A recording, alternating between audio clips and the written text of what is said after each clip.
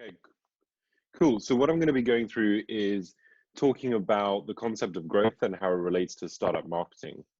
Um, so to talk a bit about why I'm credible, here's a bit of background on me. I got into startup marketing when I launched my first company, which was called Image to Painting. It was a service where people uploaded images to a website, got them professionally painted and posted to their house. At the beginning, we had no budget.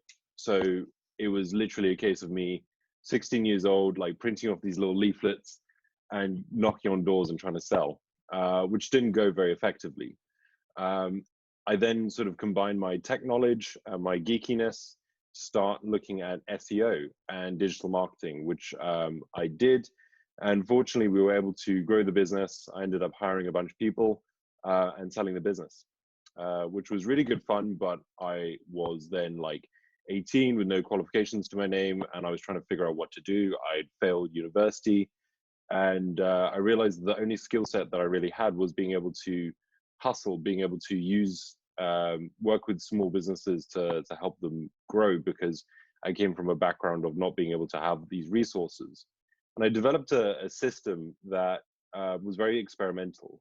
And as I got increasingly sort of senior and more experienced, I found that I was able, the growth methodology already existed and was basically a development of the same framework that I used for image to painting and later on.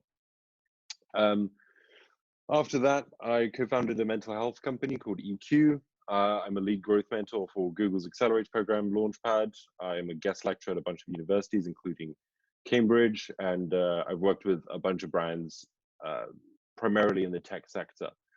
I have my social media links here, but frankly, I just use Twitter to complain at people, and Instagram's my personal one, but feel free if that's of interest.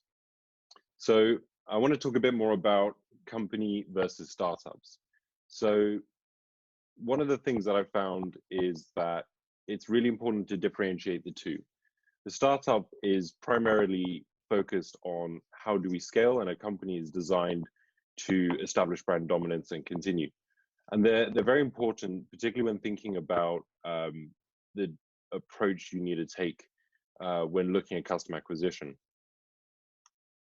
So as we can see here, the speed at which companies have hit 1 billion in valuation has reduced in time massively. If we look at HP, that was 20 years, Slack took 8 months, Instagram was 2 years.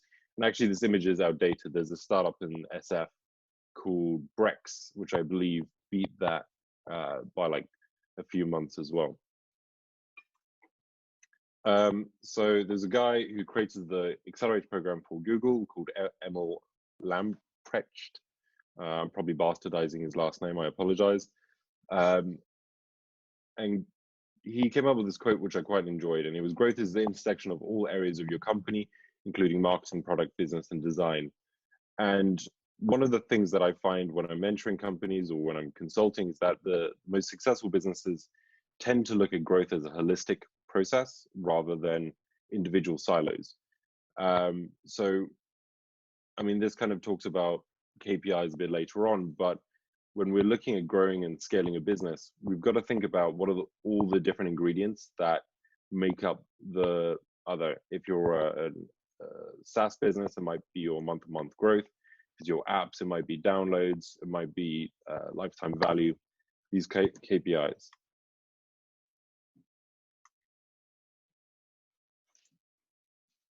So when people generally consider marketing, they're generally looking at the top of the funnel. So they're thinking about awareness and acquisition.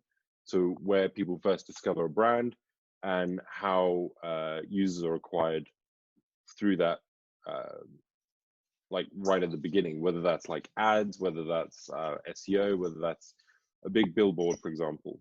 When we're thinking about growth, we're not just thinking about silo departments such as marketing, design, business. We're thinking about the different departments, all the ingredients, and the full user journey.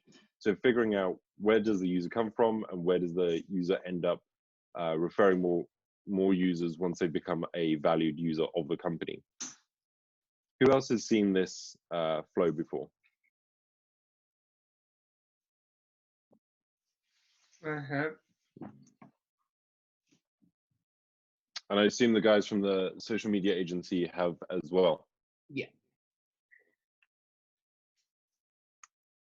So the first thing, when generally when I work with a company, one of the first things I do is try to understand like the fundamentals of their business model. And this is generally what is the problem that we're solving for our customers.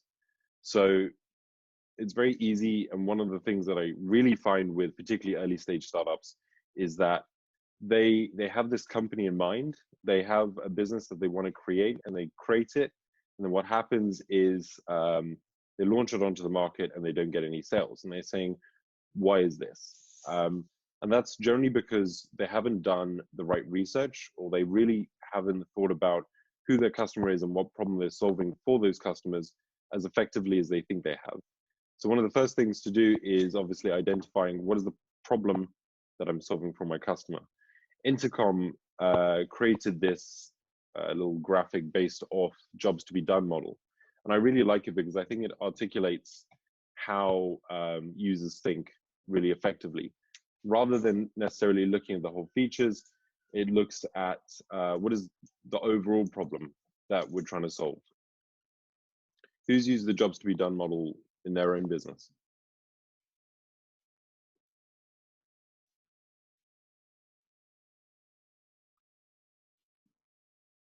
No, no one.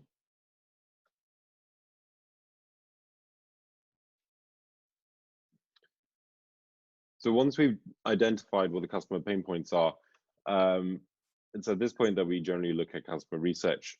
This process consists of, sorry?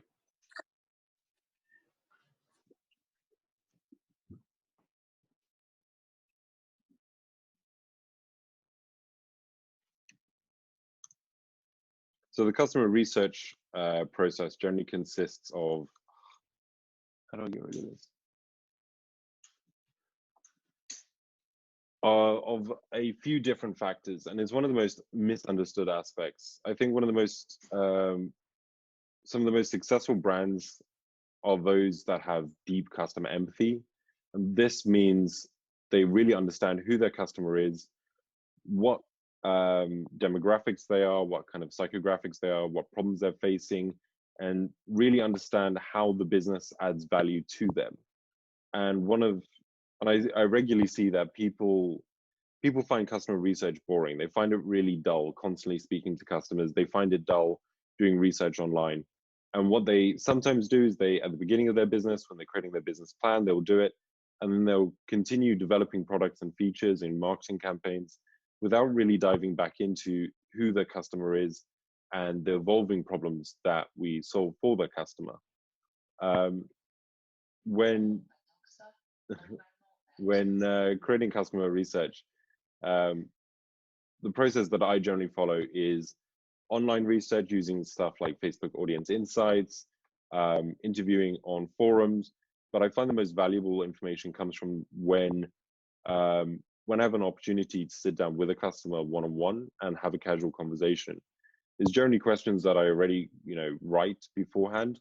But what I like to do is talk to them about how they use the product. And an example of why this is so valuable is I used to run marketing for a e-commerce platform called ShopRocket, and we ran a bunch of different campaigns that worked fairly successfully, but we were struggling to work on messaging. And I ended up taking a customer for a beer. They were in London, and I was thinking to myself, and I asked them, how how do you describe this product to a friend? And he said one line of e-commerce, or e-commerce and one line of code. And I noted it down, and it was just part of the conversation. And the following day, I updated a Google ad campaign that we were running with that messaging. And we found that not only did it increase our conversion rates, but it also increased the click-through rate. And we updated our messaging with that copy. And it was only because of that insight that I was able to get that. And it was only because I consistently evolve the customer research over time. So as the business grows, it's a continuing process that we're able to achieve pretty good KPIs. And it's a really important process, and it's one that when you're the startup CEO and you've got a million things to do, it can be really difficult to take time out to do this, but it is important. I imagine most of you have seen customer personas, but for those who haven't, it's a really great way to apply all the different learnings that you've taken from your research into one document. There are a bunch of generators online to make it easier, and a bunch of different types of frameworks depending on your business model, such as B2C or B2B. I like to create multiple because generally you're solving similar problems for different demographics, and it's important to understand each sort of demographic or customer type in detail, and they're evolving. So I also like to actually print these off, stick them on my wall. So whenever we're thinking about developing features, developing products, or creating new marketing campaigns, it's always front of mind.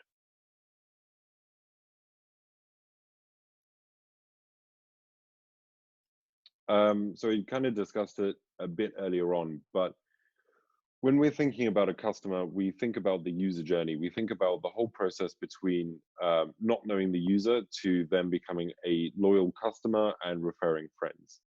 A really great way of thinking about this is through Pirate Metrics, which was essentially this funnel that was created by Dave McClure of 500 Startups, I believe. The various iterations have existed over the years, and this is merely a iteration on that process, focusing on marketing, I guess.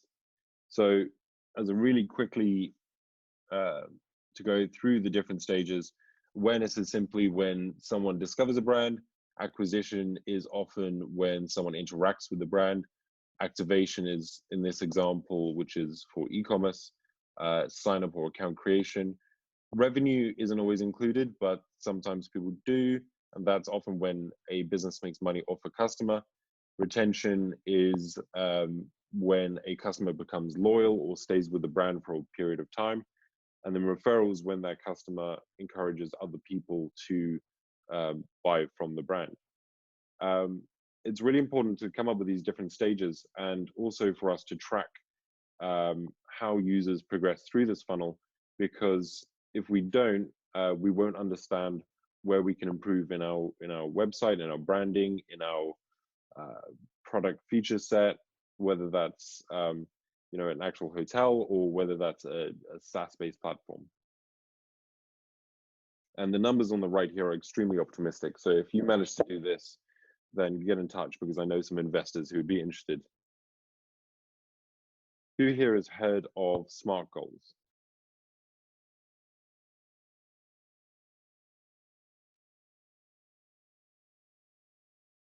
Anyone? I have. Yay, we've got someone. So for those who may not, when you set a goal, it's really easy to set very vague goals that don't mean anything. And it can be frustrating because you work towards those goals and you don't produce a quantifiable output. And you're frustrated because you're trying to develop your business further and you don't seem to be getting anywhere. SMART goals is a really basic way of setting goals that are specific, measurable, attainable, relevant, and time-based. And the aim of this is to be able to set quantifiable goals that we can realistically achieve, so that we can measure and progress our different campaigns. So specific from the goal means it's really difficult to give definitions without using the word in those definitions. But if we came up with a specific goal, what would it be? So let's say we want to grow our customer base for our business. So that's specific because it's focusing on a particular thing. Measurable in this case might be we want to grow our business by 10,000 customers over the next 2 years. Attainable needs to ensure that the goal is actually realistic. So if we'd only acquired 5 customers over the past 2 years, then 10,000 might be a bit unrealistic. But if we've already acquired, say, 8,000, then 10,000 might be a bit more realistic. Relevant also looks at how accurate the goal is in our like business goals, in terms of our business goals and our like big mission objectives. And time-based is just setting a quantifiable time on the goal to ensure that we focus in a relevant time. Because if we said we want to acquire 10,000 customers and didn't set a time, then we're never going to be able to achieve the goal. Looking at the different KPIs we looked at earlier and marketing, just wanted to add this to differentiate the relationship between marketing mindsets and growth process. So with marketing, you generally focus on the top of the funnel. The goals are very linear, so they're generally single amounts that we're trying to achieve, such as signups, registrations, click-throughs, I guess. But with growth, we generally look at percentages through the different stages of the user journey. And the rest is fairly explanatory. I'm happy to give this presentation out so you guys can take a look, and there's lots of links in the description. So one of the most common, when I talk about growth marketing to startups, one of the most common things that I hear is, are you a growth hacker, or we're looking to hire a growth hacker? And I hate the term because it's given people this perspective that you can achieve insane growth without doing much customer research, using methods that are, well, very easy to attain. And generally, that doesn't happen, as wishful as it was for a lot of people. So one of the problems I see with growth hacks is that they generally follow this process. An example of an early growth hack was, I guess, Hotmail's sent by Hotmail in the signature, where they added it to each email. When they first introduced it, it was one of the first companies to implement that. And it did work really effectively for a bit. People would receive the email, they would see sent with love by Hotmail, they would sign up. And it was effective for a while, until other competitors in the email game decided to adopt the same feature, and it lost effectiveness, and then basically became useless. And the reason why I don't like this is because if you are trying to grow your business and you just focus on growth tactics, you're generally working to acquire customers that aren't high value and marketing techniques that aren't sustainable in the long term, which is why I'm a big fan of looking at process as opposed to tactics. So let's see if I covered this bit. Yeah, so when I'm creating a marketing campaign, there's 3 areas that we're trying to focus on, which is being scalable, predictable, and repeatable. This means that every campaign needs to be, if it's, for example, a Google ad campaign, you can say, I can put in £1,000, or I can put in £10,000, and it will work easily the same way. Predictable means that the results need to be consistent over the long term, and repeatable means that you should be able to conduct the marketing campaign multiple times without it losing effectiveness. And most growth hacks don't adhere to any of these 3 pillars, especially few adhere to all 3. Sometimes you do get techniques that work, but unfortunately they're increasingly rare. Whenever we're creating marketing campaigns or even growth hacks, I guess, it's really important to look at the data. It's very easy to apply your own biases to different campaigns, and it's something that is often seen. So a simple example is, if I'm creating an ad and I'm writing the copy, I might think to myself, you know what, this doesn't feel right, or this doesn't sound right. But if the product isn't focused on me, if I'm not the customer persona, then it doesn't really matter what I think of it. It matters what the customer thinks of it. So it's always important to test copy, to test messaging, to validate assumptions.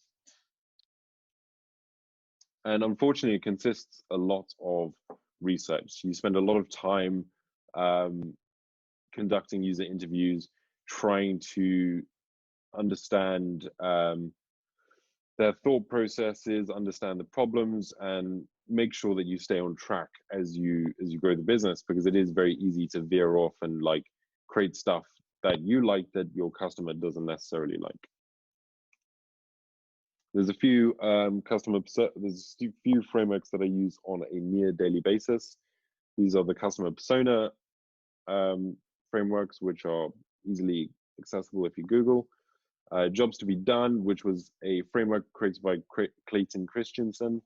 I would highly recommend that everyone reviews that. There is so much free information on it, how to use it, how to implement it for your business. It works really well. Creating user journeys, I find, is super unappreciated and is something that people should think a bit more about. And then obviously the business model canvas and lean startup canvas, which is fairly commonly known in the startup community.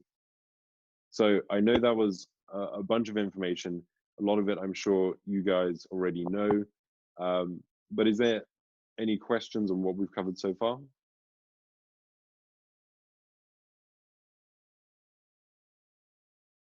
Thanks for this. Thanks for this. I had a question. Would you provide the slides? Yeah, happy to do so. Okay. Okay. All right. Okay. Thanks.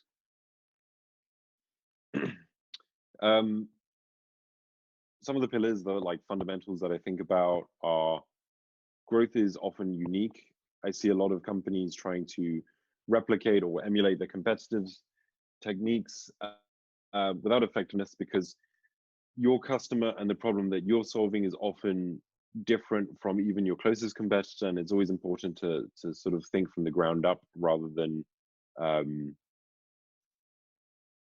trying to just replicate competitors' techniques.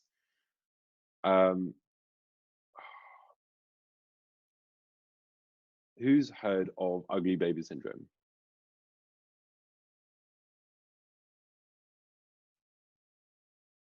No? Well, it's something that I touched upon a bit earlier, but it's really important and something to always think about when you're looking at your startup, your business, whatever it might be. The analogy goes, when you have a baby, no one says, "Oh, your baby's so ugly." They always say, "Oh, so cute." And it's the same with your startup, because very much your startup is your baby. You know, you spend at least 12-hour days constantly working on it, growing it, trying to develop it, trying to make partnerships, trying to get customers, all these different things. And you surround yourself with people that tell you, yeah, it's great, but they might not be your customer, and they, you know, your friends are generally going to say good things about your business. That's why it's always so important to make sure that you understand from your customer's perspective how your business looks, the features that you offer, the value proposition that you present. And there's a great book that helps with customer research, and it's called The Mum Test. If you guys haven't read it, I would highly recommend you do so. It's not very long, it's pretty simple, and it helps you create questions for your customers so that you don't bias them with their results. So it's what is it? The Mum's Test? Sorry. The Mum Test, MOM. Okay. Okay. All right. Thank you. So when looking at marketing from a startup perspective, there's often low budget, or at least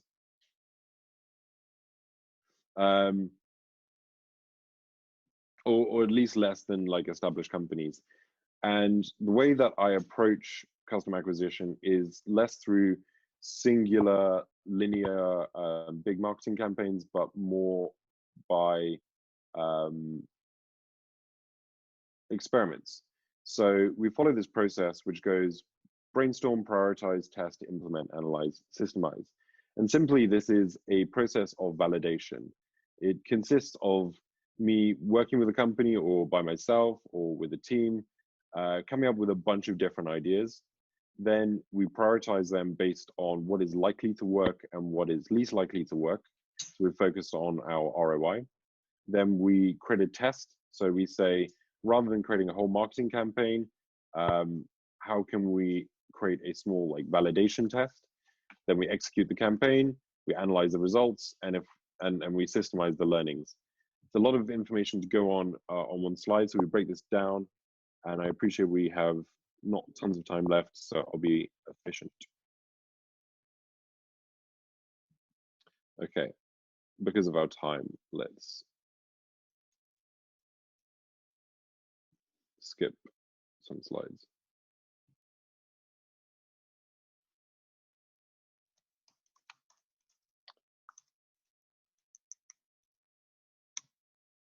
So following that process, I use this spreadsheet because I find it's a really good way of cataloging experiments and coming up with ideas.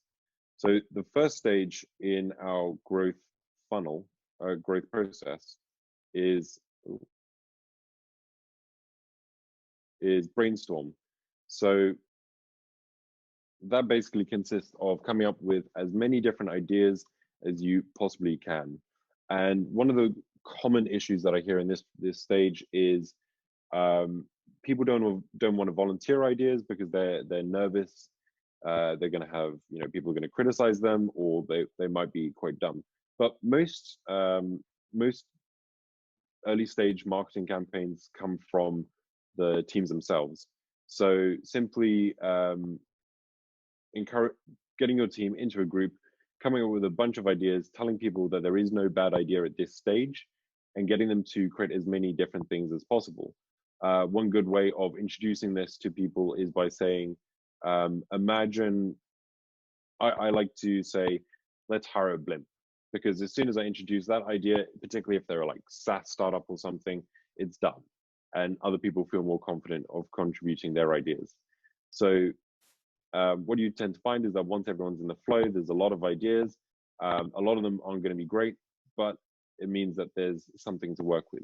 The next stage is prioritizing.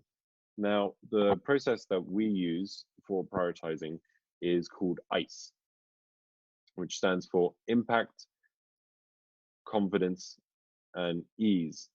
And what we do here is that for this idea, which was just using Google Ads for this mental health company that I created, out of 4, we said this is highly likely to be impactful.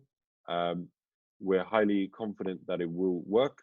And it's 4 out of ease in terms of how difficult it is for me to implement it.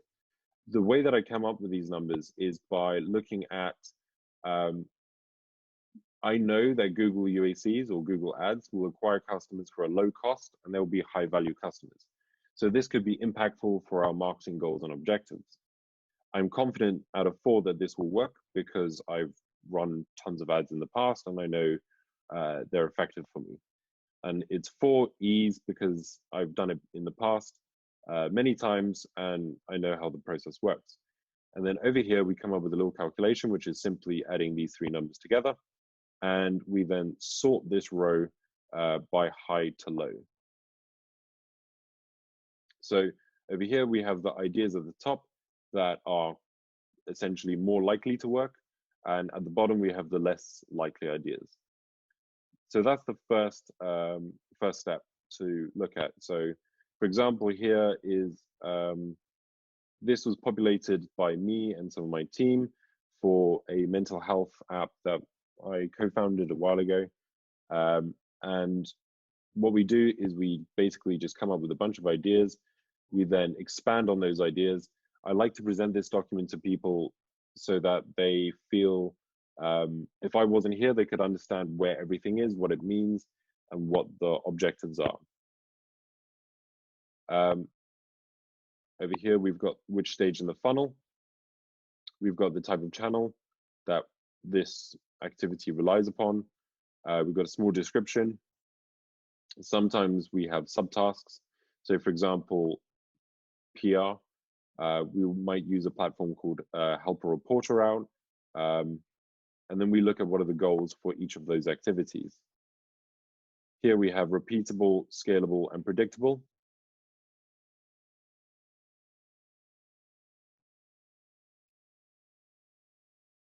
Ah, sorry guys.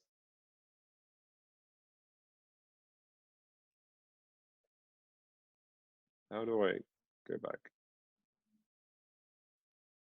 Hi, yeah, so I appreciate there's a lot of information that I'm sending over to you. What I'm going to do is include these slides and include a free copy of the spreadsheet to go through yourself. You guys are more than welcome to email me. I appreciate there's, yeah, a lot of information there. And I think that might be a more efficient way for you guys to answer any like specific questions that you might have